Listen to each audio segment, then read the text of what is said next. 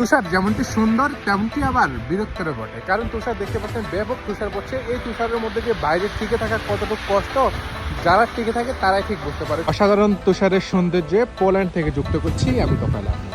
দর্শক, এই মুহূর্তে দেখতে পাচ্ছেন তুষারে ঘেরা একেবারে বরফ হাঁটু পর্যন্ত বরফ হয়ে গিয়েছে। এত বরফের মধ্যে কিন্তু দেখতে যেমনটি সুন্দর লাগছে তেমনটি কিন্তু এর মধ্যে চলাচল করা বা এর মধ্যে টিকে থাকা তেমনটি কষ্টকর।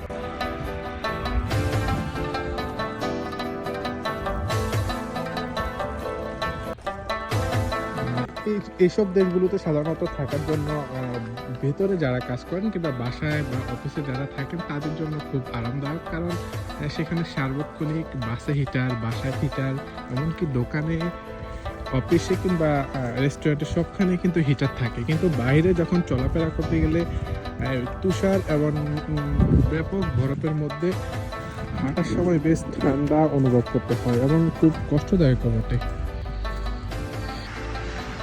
যেমনই কষ্টদায়ক হোক না কেন, এটা কিন্তু দেখতে একেবারে অসাধারণ, খুবই মন মুগ্ধকর একটি সৌন্দর্যের বিষয়।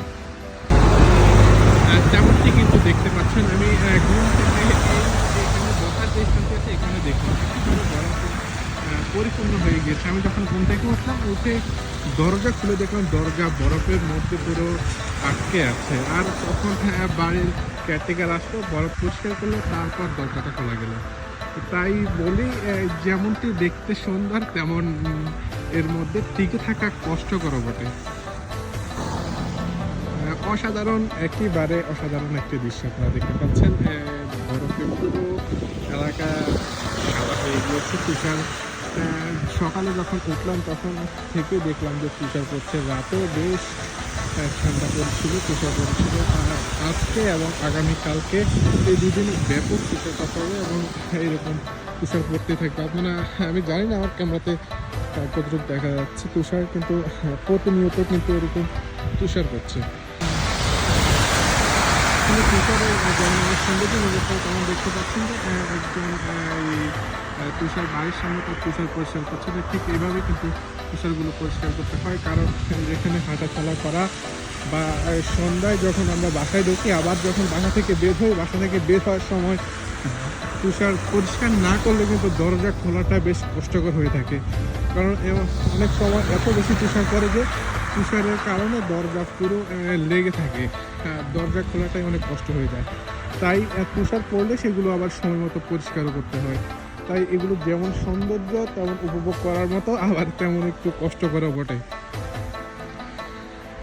হ্যাঁ, আমি এখন যুক্ত আছি আপনাদের সাথে পোল্যান্ড থেকে। দর্শক, পোল্যান্ডে কিন্তু এই মুহূর্তে ব্যাপক তুষারপাত হচ্ছে এবং সৌন্দর্যটাও কিন্তু একেবারে অসাধারণ। দেখতে পাচ্ছেন গাছের গায়ে কিন্তু তুষার একেবারে লেগে আছে, একেবারে বরফের টুকরো লেগে আছে, যেগুলোকে আমরা সাবানের ফ্যানের মতো দেখতে, কিন্তু এগুলো আসলে বরফ। আর এই গাছগুলো কিন্তু এই গাছগুলোর মতো একেবারে শুষ্ক হয়ে যাবে। আবার যখন সামার আসবে, গ্রীষ্মকাল আসবে, তখন কিন্তু এই গাছগুলোতে আবার পাতা জেগে উঠবে।